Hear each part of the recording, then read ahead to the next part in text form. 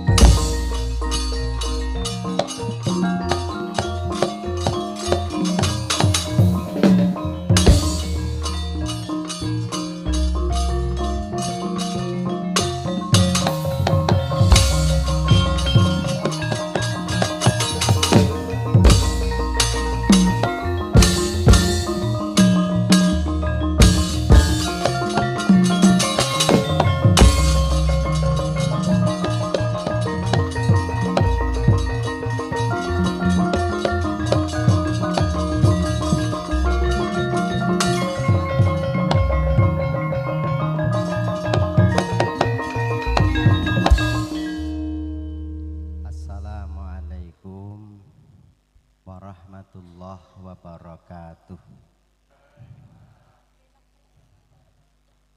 Bismillah walhamdulillah.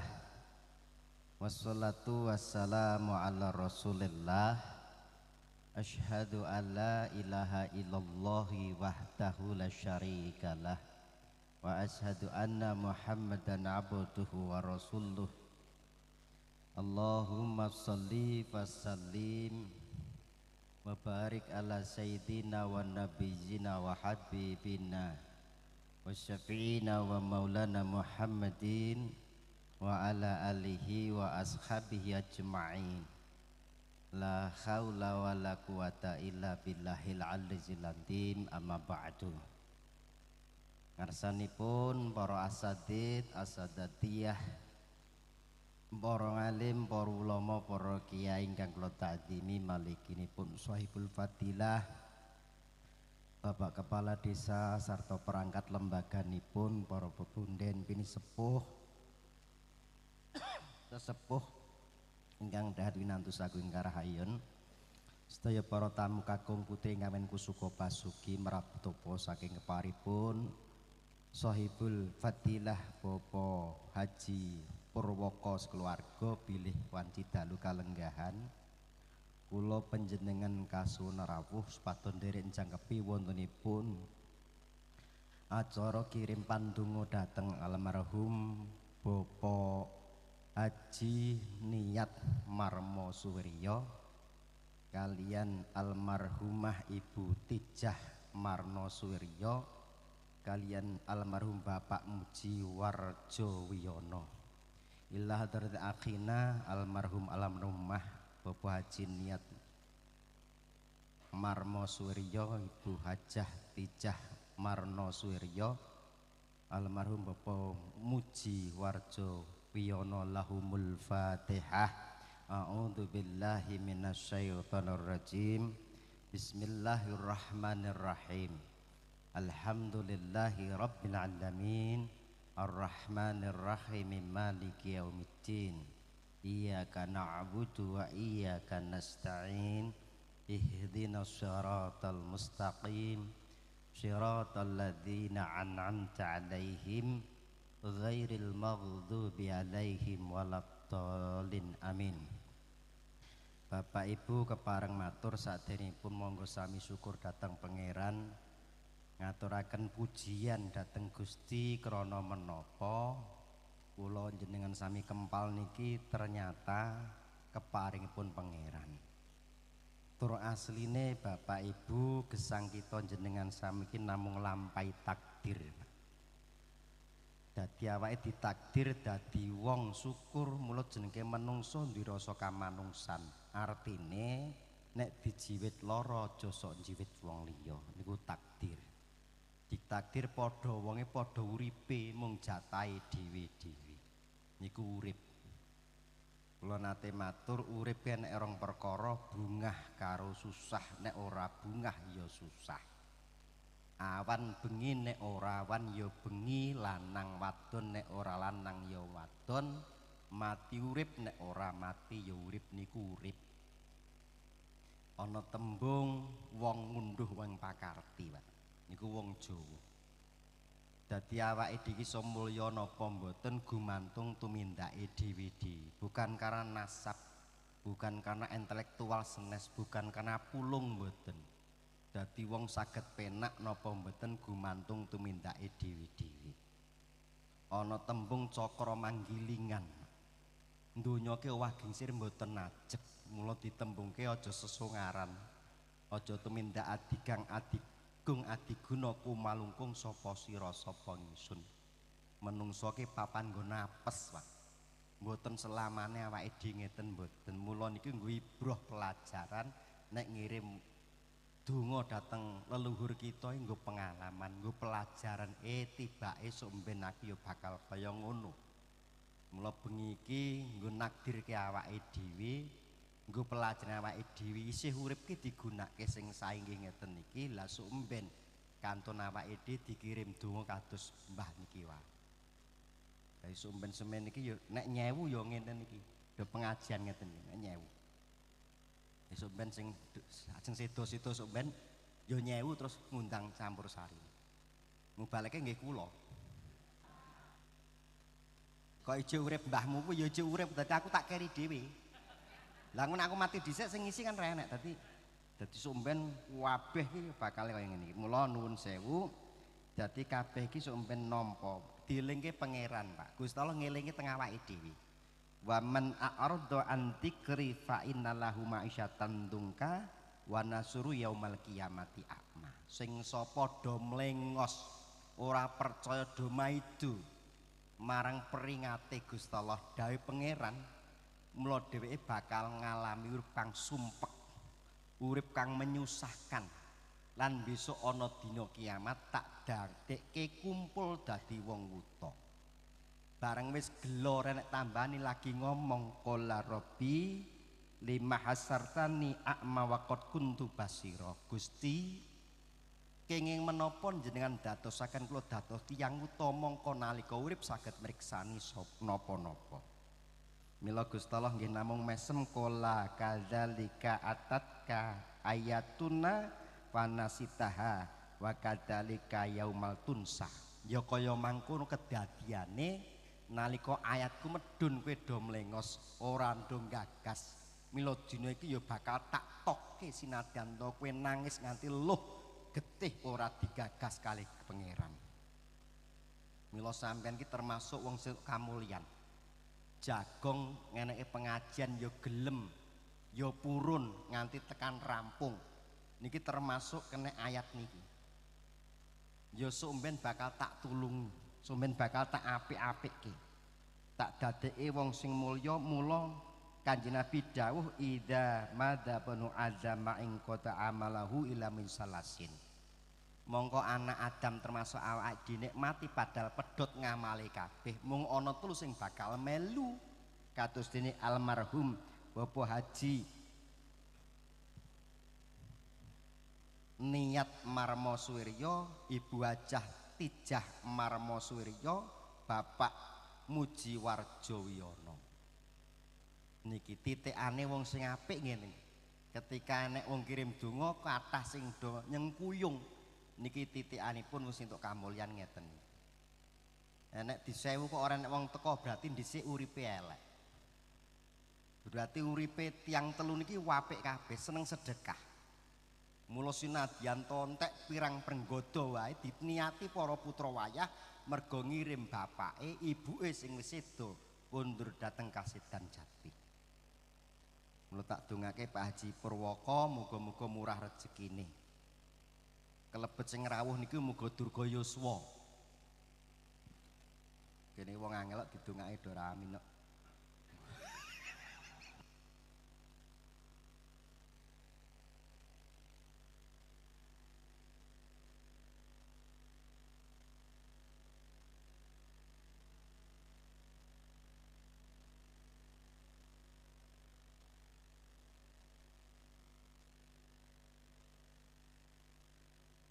Dadi kamu balik kok cangkem nggo dolanan ya iki kowe iki. Ditaleni sik. Nggo nganggo gombale timbang kaya ngono iki.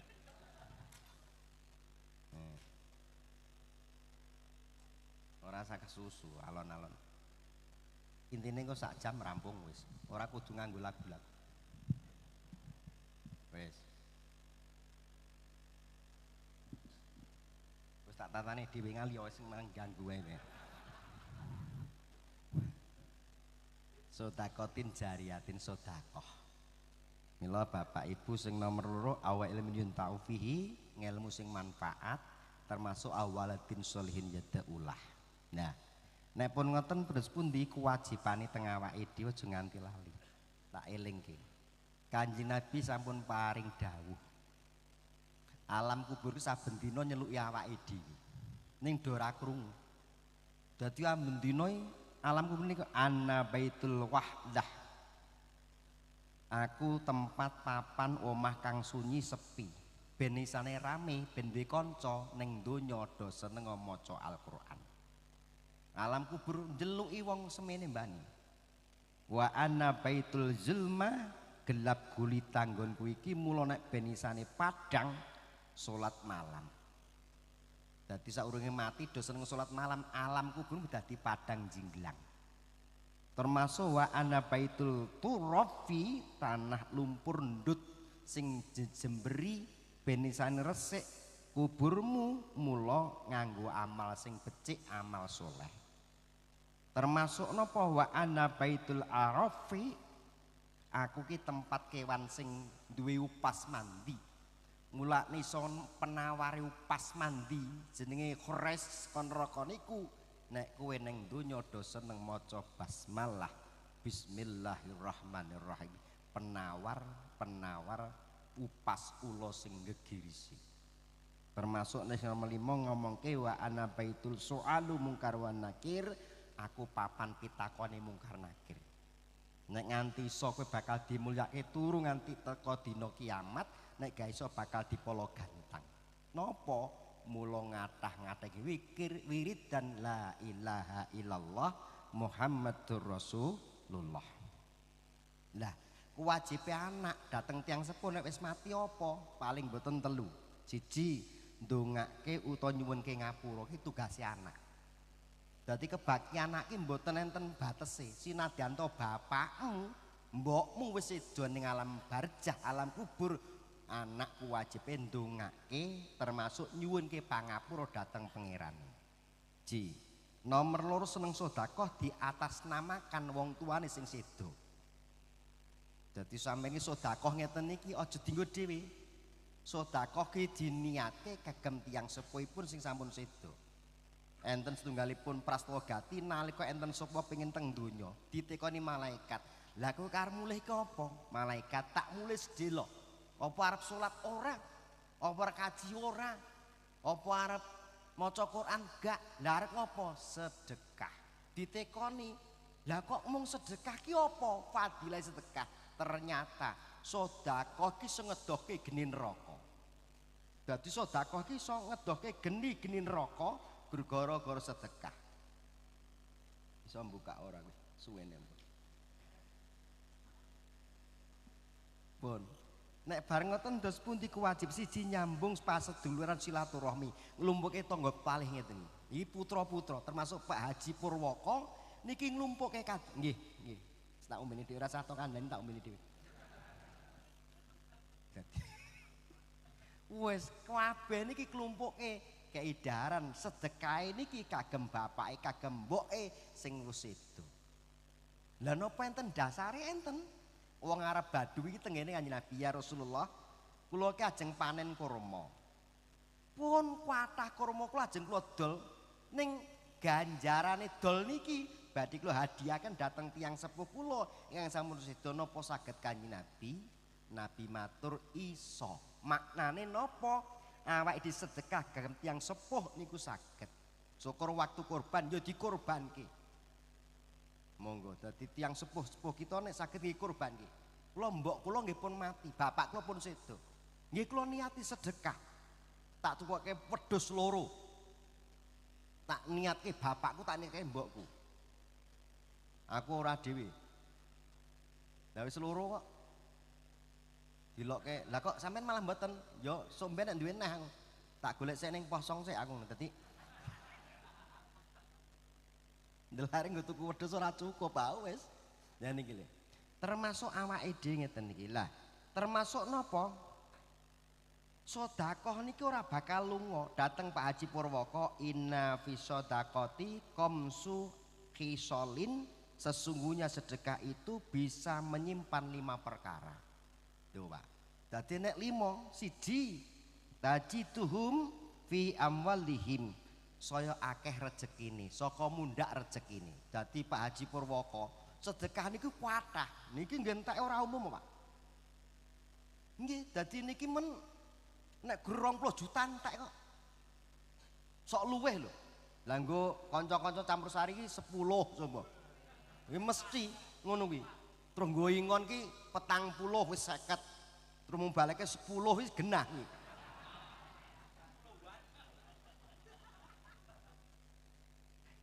Lah ngono ki wis oke. Ning mboten masalah Pak Haji Purwoko. Ngoten lho. Dadi wong jenenge muliakan ulama itu ganjaran gede. Wong dongane ulama bismillah mawon ki nuwun sewu iso naik rezeki saka swarga. Nyuwun donga Mbah Yai. Gur bismillah tok. Niku Pak Haji Purwoko niku rezekine langsung kaya kali mili wis ngono. Ngono. Mula nek kepengin kaya kali ya tambah ana. Ngono. Aja gur 1000 seprapat. Lah wingi ning kula mboten masalah ngoten mboten kula mboten namung guyon dadi mentermisu mboten kok kula golek ngoten niku. Kula diundang teng mriki pun seneng kula teng mriki pun 2 kali mriki. Mbah Lurah dados kepala desa mriki pun panggih ping Mbah. Ping kalih niki nggih, ping kalih terus zaman putri nika Bu sapa ya putri ya. Bawati terus dados dewan nika. Terus iki ora dadi iki. Terus dadi dewan. Mboten lah, aku ndek kanca dadine. Aku jagoke kepala desa ya bosokno dihapus turu-turu dadi. Kuyumu ngece wedok ngece. Yen iki termasuk awake dhewe iso bahagia. Milakne nuwun sewu niki cara ngene wayang diaturke wayang. Suluk 6. Slendro 6. Le. Saranane yuk.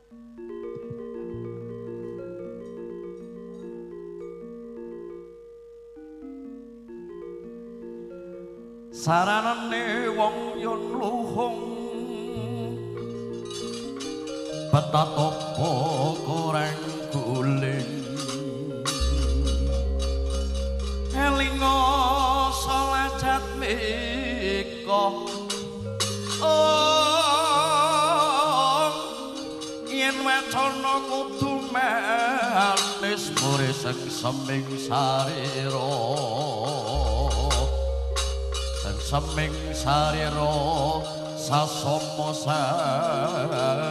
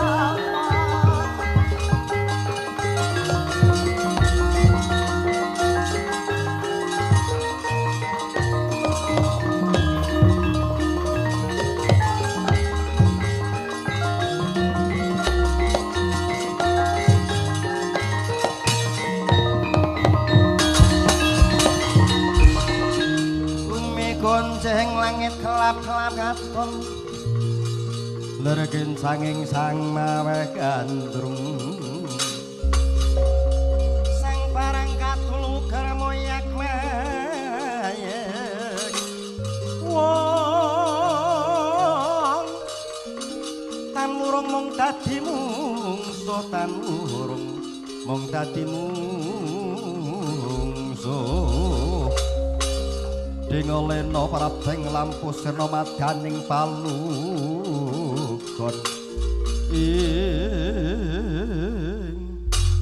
Narayana kekerasana kowe Udawa.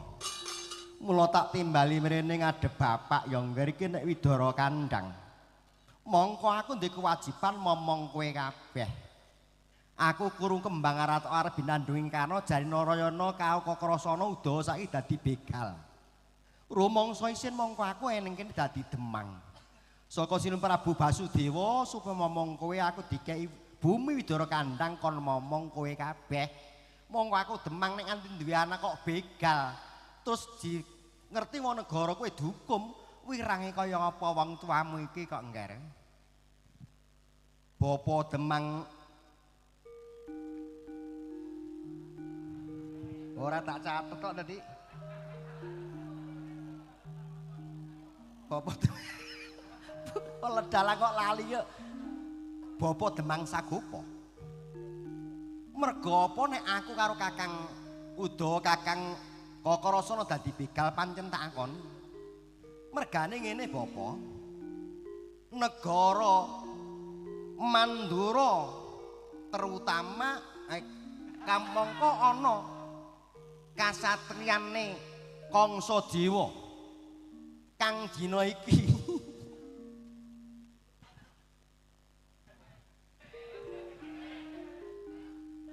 santai Pak. Lah iso lali jenenge wong kok. Bismillah. Nah.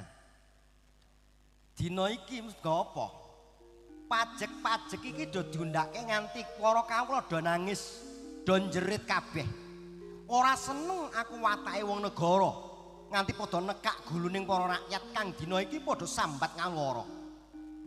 Mula Kang Sengkema tak begal anggone njali dhuwit marang rakyat tak begal tak jaluk. Bareng tak jaluk duwite tak kekek rakyat meneh. Mergo aku rumangsa mesake kawula iki padha tangis, padha susah anggone golek pakaryan wis ora ana, dhuwit ya ora ana. Mula saiki campur sari ya do ora ditanggap, mergo nggo nanggap ya ora ana. Umpama ana ya dinyang ping 7. Mula iki 4.000 do dinyangi mergo ya saking ora enek. Ning aku ora cocok kowe. Nek kowe iki sinadyan to dadi wong kene iki. Wong Widara Kandhang. Catetno. Nggon-nggonane dadi ben iso jelas ngono lho. Mula kang saka mangkono nek kowe padha kaya ngono kuwi aku isin kok ngger. Narayana, Kakang Udawa. Kene wong seragam kowe negara. Yo digoleki.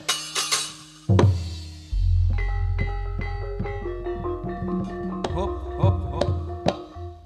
Tretek tak ting. Oh, ngono. Wah, wis. Wah, kendange goblok.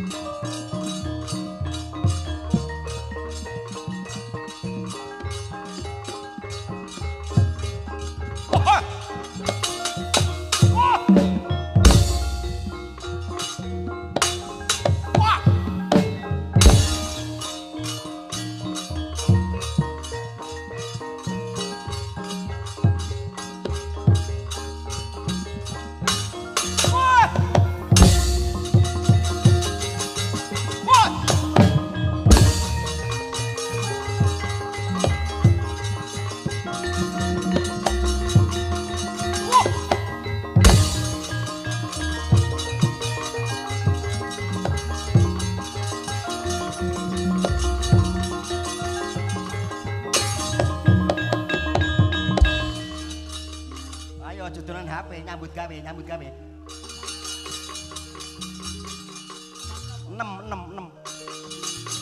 6 ping. Rindu mangawur-awur-wurahan. tengarane ngajurit kang meguru kangsa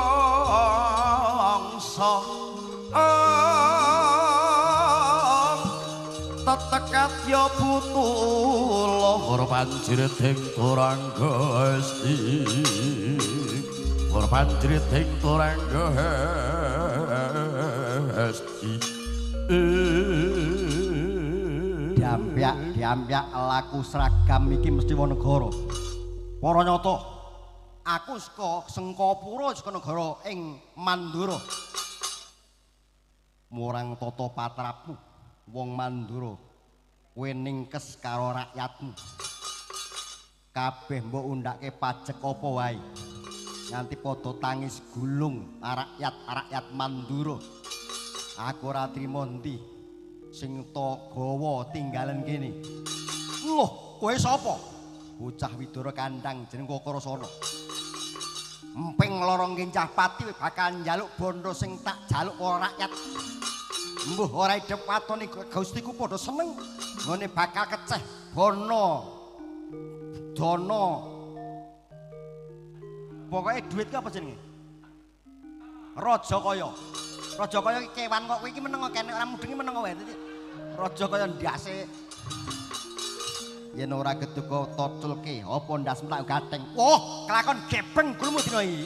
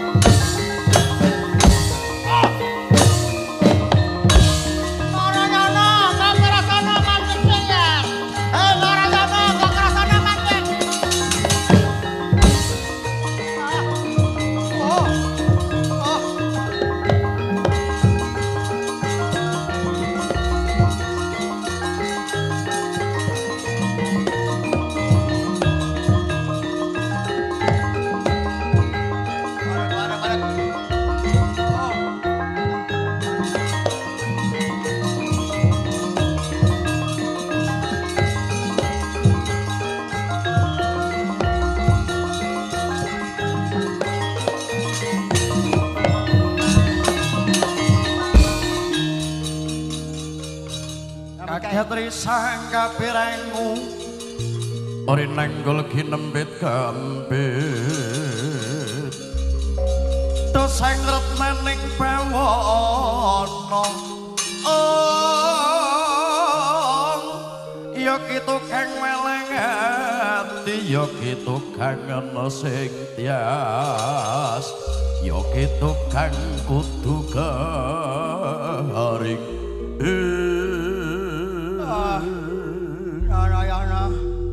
kakerasana kowe Udawa kuwi wong negara ya ngger aja mbok bacutke kowe gur wong ijen ora ndek kanca ora ndek bala mongko wong gor ki balane akeh tentarane akeh wis aja to bacutke Narayana kakerasana lan Udawa nek ora mat wong tuwa lunga saka wirte kandang mangkat tak ting ting ting ting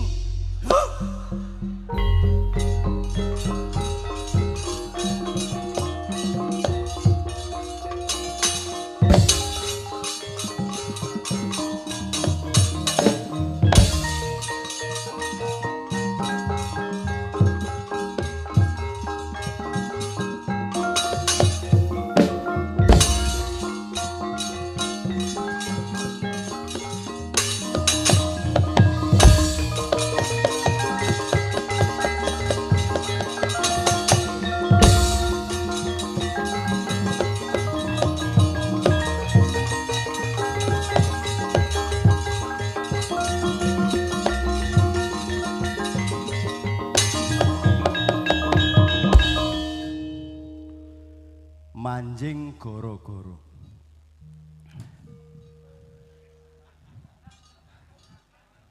Kira tak ngonoke ora ndang bar.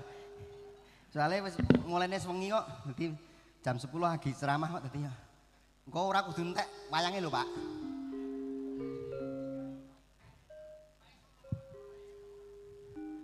Ora sok mbahmu kuwi. Oh iya. Gara repat pono kawan repat ki sebenarnya gak awake dhewe ngerti pono ki ngerti kawan kanca kumpul sing pangerten mula Semar Gareng Petruk Bagong miyos Banyumasan toleng nung lah detok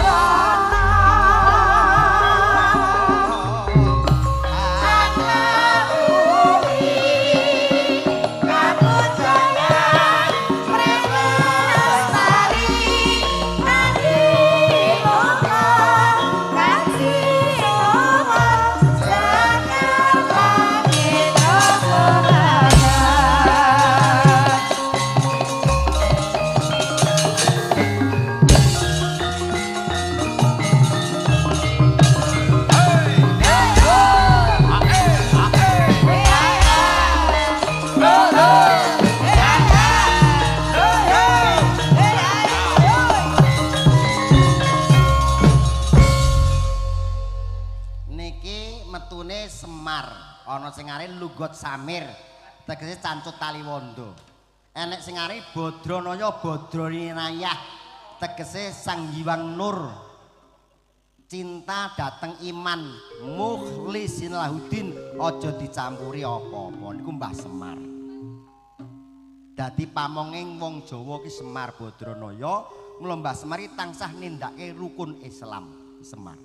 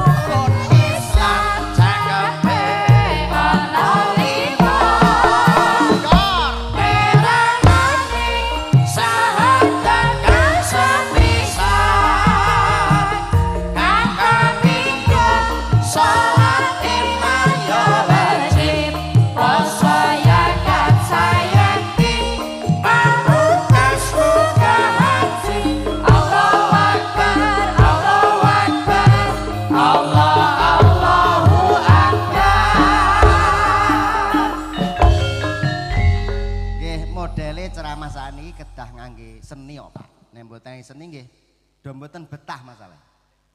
Benten nek kula jaman TK TSD ngoten niku ceramah ki napa nunggu kiai ki namung dikei padasan, Pak, karo karak gaplek ngoten. Angger kon wudu karo ngombe man karak gaplek dhisik. Nek saiki nak napa-napa enten. Terus saka snack rampung wingon. Terus es. Pas ceramah ngantuk. Lah wis niki wong Jawa. Mula wong Jawa saiki ndonga kan do rampuh. Lha nek jaman biyen ki nuwun sewu nggih. Bismillah sing ndongake kiai ampuh. Wong tirakate kuat to, Pak. Mbah Mansur Popongan ki nek nyuwuk santrine mung bismillah mari ya le mari. Mbah kula niku umure pinten 119 tahun. Kiai kuno. Mbah kula ki jaman banjir bandang Solo niku saged ngambah banyu, Pak. Ning namung ngenten iki banyu dadi mboten asal.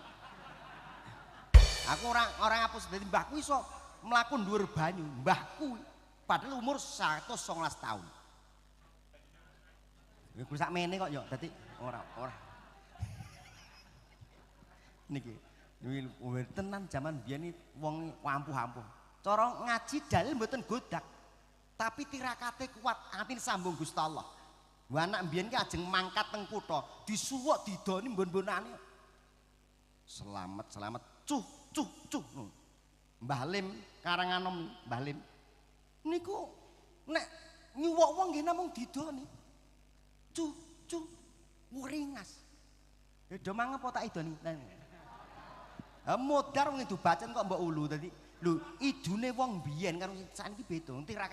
Tirakate kuat, riyadohnya kuat wong biyen iki. Ampun sok nyepelekke wong kuno. Wong kuno ki wong hebat-hebat. Terutama wong wedok ki wong hebat, Pak. Wong wedok kaya ora ndek dosa, Pak.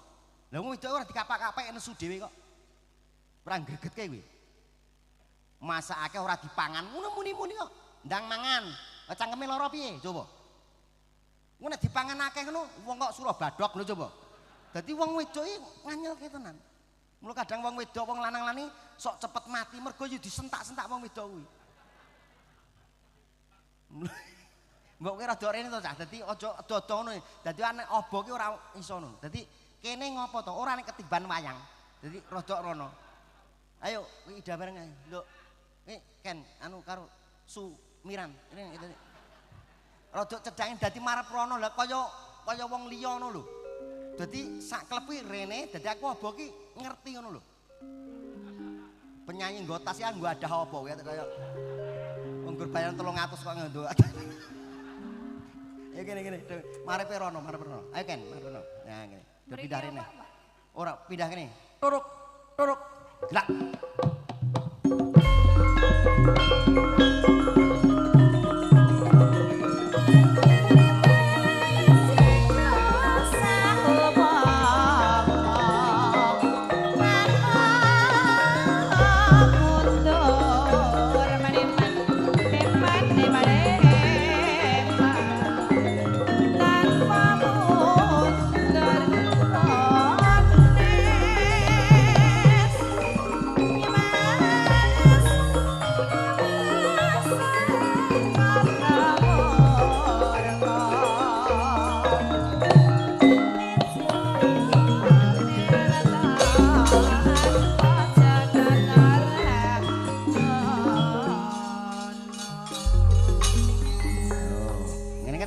Kan demes nggih Pak nggih.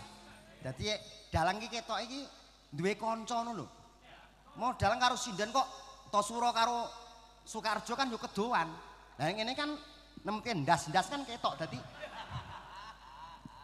sindene ra njoh turu. Dan penyanyi kok kaya wayu kabeh ngene lho seneng Pak. Jadi ternyata Sekar Langit iki nggawa penyanyi iki yo iso melek kabeh.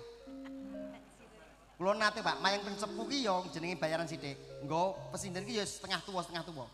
Ya dimuring-muring. Wala pesinden mambu lemah ngono gorene coba. Lah wong sekan kono cepu iki 10 juta lho apa iso dindum. Kuwi nek kanca wegah. Wayangan Pak. Tak gawake bangsane yo wong eli-eli ngono yo. Wong drep-drep ngono yo. Ya aku kan danane selama ini iki tak jak kabeh cah telu iki. Tur melaku tekan kono 8 yuta ngono lho. Nek diundang lah ora diundang kok umpama diundang dadi. Pokoke aku nek mayang saiki pokoke gur iki tok. Mbok aku saiki wayangan ora nggawa yoga dhewe ora nggo gamelan dhewe. Cukup niki mawon. Dadi somben nek jenengan ajeng wayangan nganggo kelir. Nggih niki. Campursane nggih niki saged, Pak. Mboten sangge wira swara wong jenenge wayangan iki kula mawon. Dadi nek ya tetep tak jak kowe. Lan tak ajak reng, tetep tak jak kowe iki wis ngerti karakterku dadi tes-tes ngerti kok. Mula iki nek melu aku iki aja dolan HP. Dol ngono dadi nek. Mula niki mula duwe anak kucang nala wigaring nala khairon mamih kebecikan. Artinya apa? Wong ki nek pengen dihormati wong ya ngurmatono wong liya. Falsafe Mbah Gareng niki. Digambarke tangane ceko. Ora colongan, sikil gecik ora mlaku maksiat, mata kira ora tau nonton barang sing elek-elek. Niku Gareng. Ngono Gareng falsafah sing sae. Sinadyan to ora berjaji wonge, Pak. Ning nyenengke. Dadi nek nyawengke aja kesinge. Ketoke Gareng ki elek, ning atine ya elek. Dadi lho niku ambak, iki tirakate kuat lho. Mbah Gareng pernah nyabrang Bengawan Solo. Kemambang piye? Kok kemambang? Iki sanggit kok kemambang biasa. Ki lagu kok ora ngerti sanggit kok doan.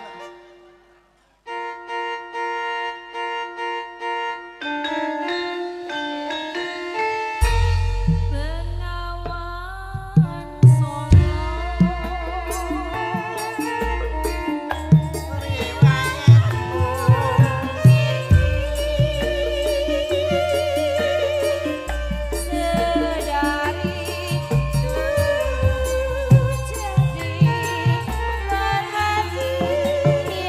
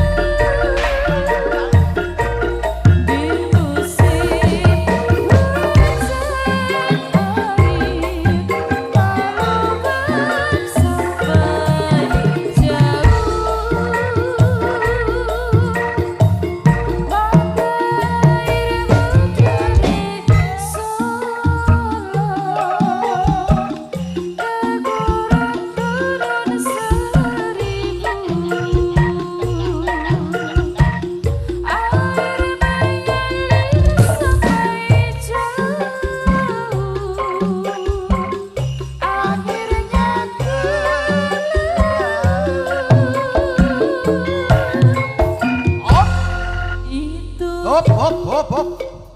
Kowe iki ora krungu, Mbak. Bob iki mandek ceramah sik ngono. Dadi ayatnya cetha jelas. Innal ladzina qalu rabbunallah sumastaqamu tatanazzalu alaihil malaikat alla takhafu wa la tahzanu wabshiru bil jannah allati kuntum tu'adun. Nabi dawuh mangkana akhiru kalamuhu la ilaha illallah dakolal jannah. Sing sapa wonge kok iso ngucape kalimat niki mlebu swarga. Allahumma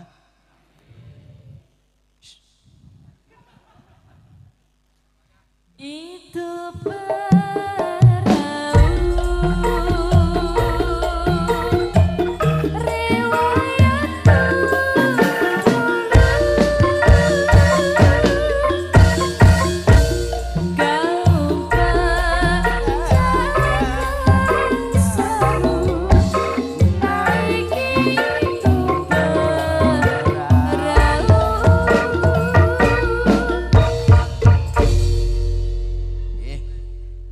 kawane enten kalih. Dadi niki mboten medal. Entian jam kan. Ya niki. Niki Bagong kalih Petruk. Bab tanggoin batka Petruk patruk tinggalno sira. Wujuruha wa taqwaha. Mboten ngangge lagu. Kok ndak salah jam 12. Mesake sing jagong jenengan pun kat wau kok mesake. Mboten menapa lak kowe. Lah aku Petruk kalih Bagong niki merga napa saking apike saking nikmate mula Mbah Petruk niku nuwun sewu pernah dendang Semarang. Klintong ngono kae lho. Lah yo goyang Semarang kupingmu, goyang Semarang. Ora dendang. Klintong teng-tong. Ngono kae lho. Kuwi jenenge goyang Semarang. Nek dendang Semarang ora ngono kuwi. Kowe nek ora mudeng do meneng dadi. Ya. Heeh, nganggo gamelan talak-talak.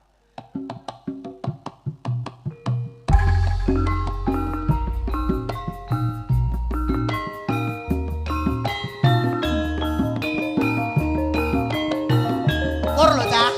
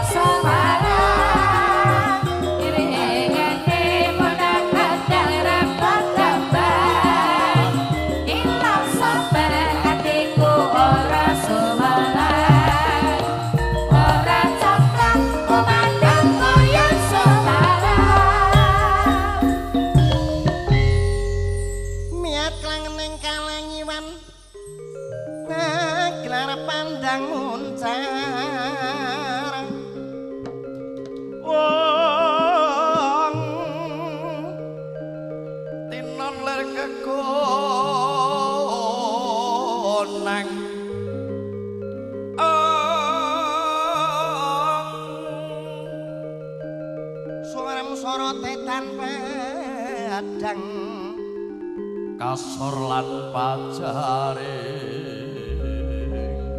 poronan ning gegono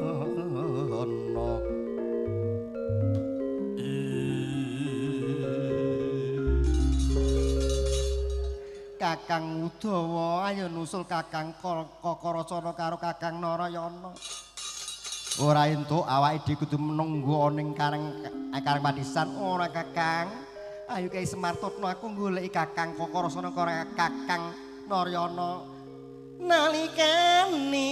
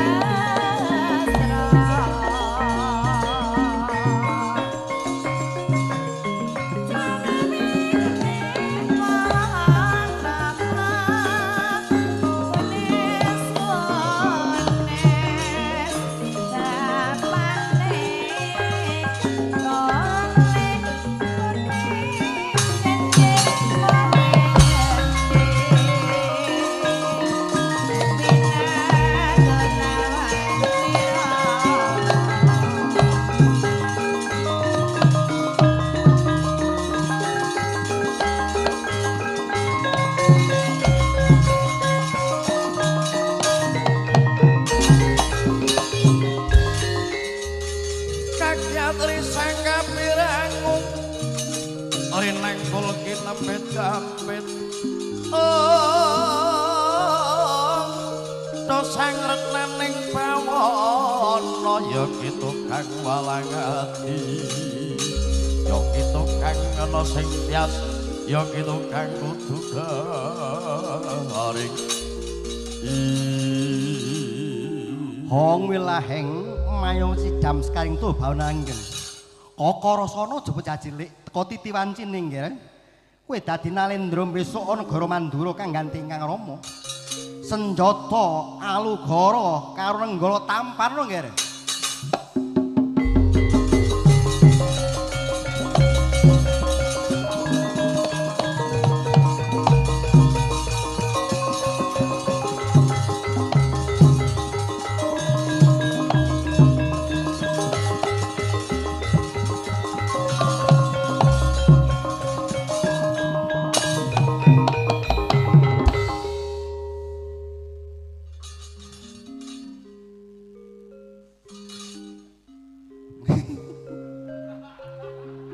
ngaturken Gung panuwun kulun.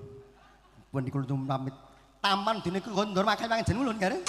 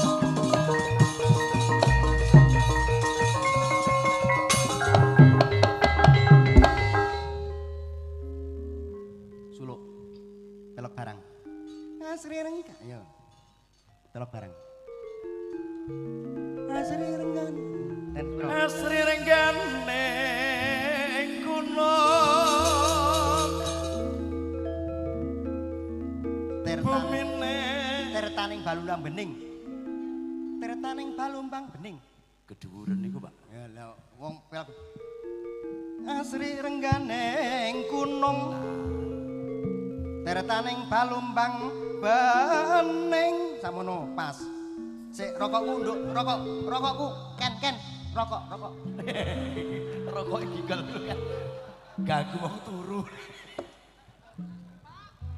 Asri rengganing gunung tertane palumbang baling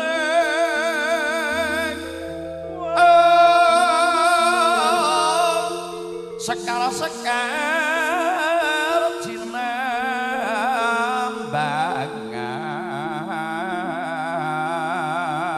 enggak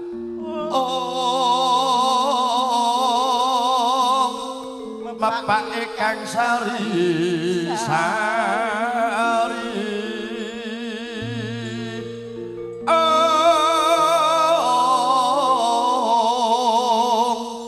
Yayah Taman Arga Suka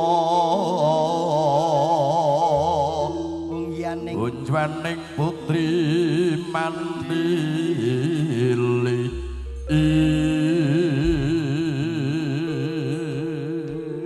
Narayana aku begawan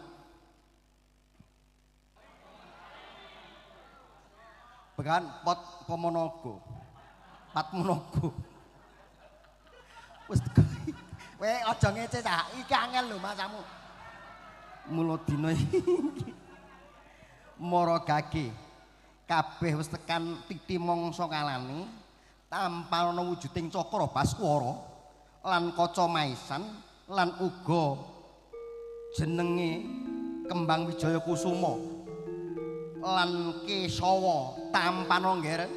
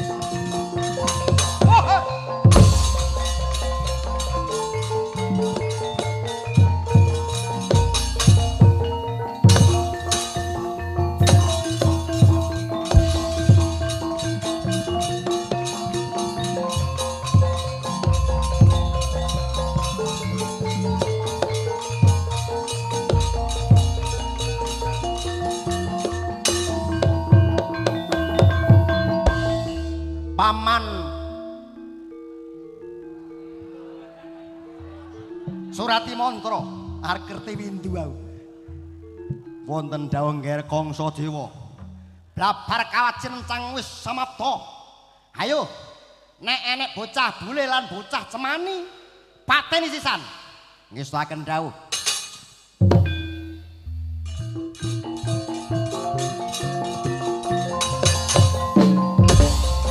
Wah!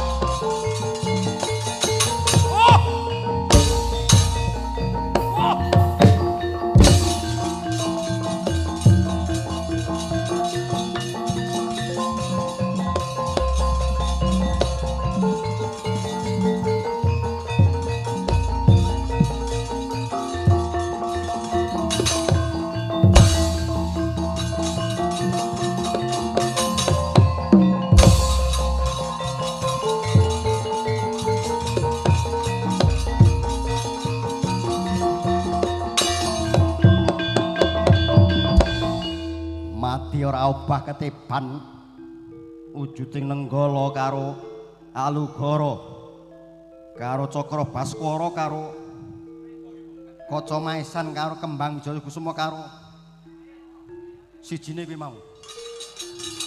Ha diatur. Nggih Kakrasana mandhegir.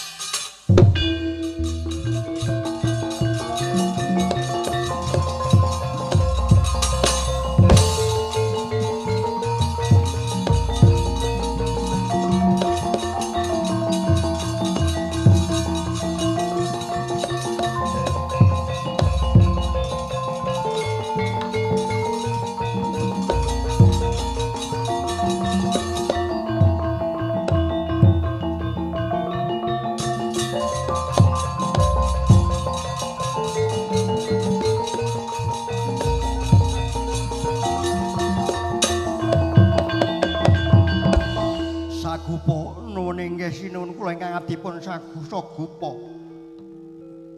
Kula badhe matur sinuwun bilih putra jenengan sampun walagang gedhe dewasa kula atur unjukaken kula wangsulaken kaya ngapa anakku kaya ngene Sagupa.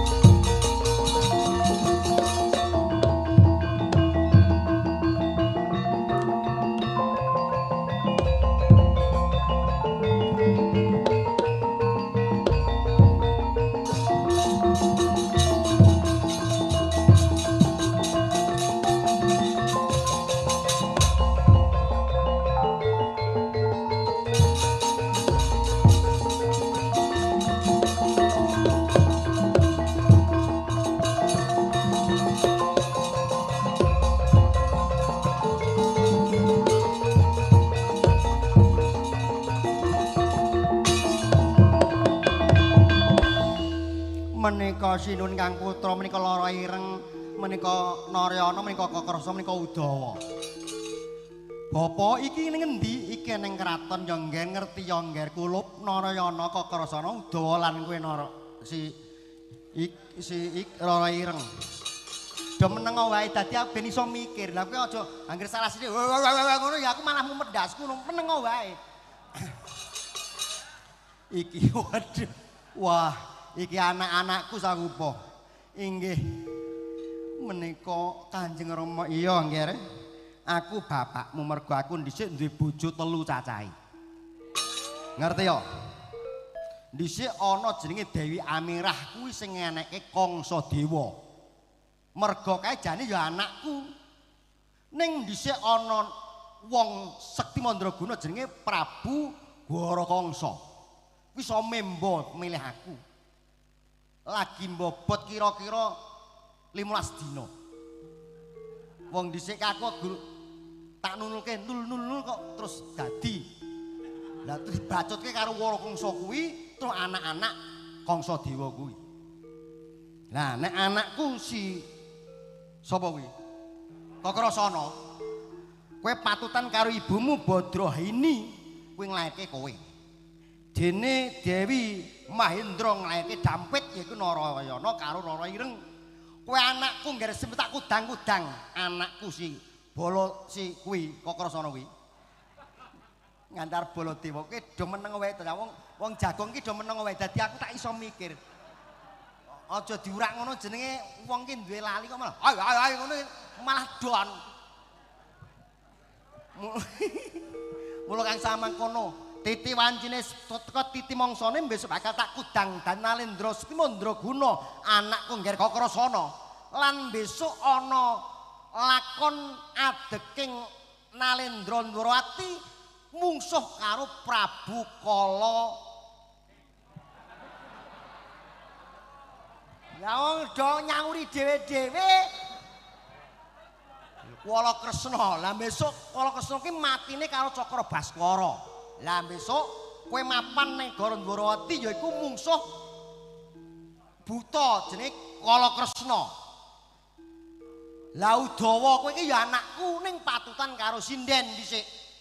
Mergo jaman semono ki aku rung duwe bojo seneng nunggat kerawitan, nanggap kerawitan, nanggap campur sari.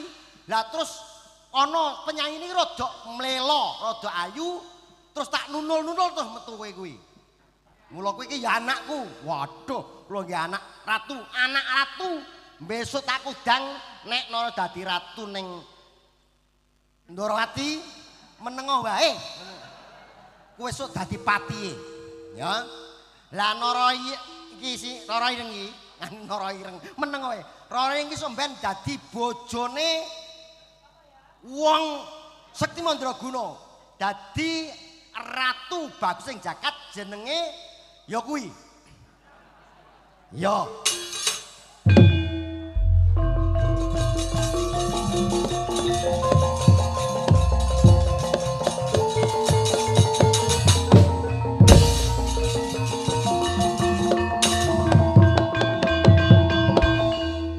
Wes semene wae.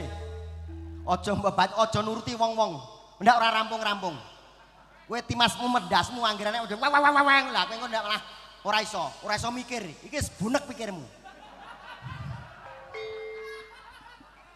Wes rampung. Donga selamat kabeh.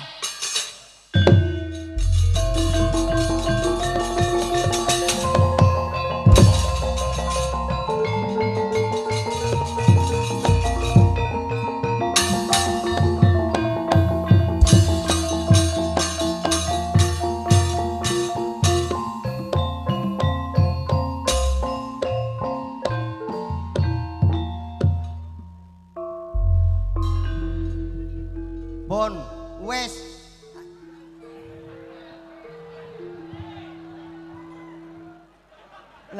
Mulai.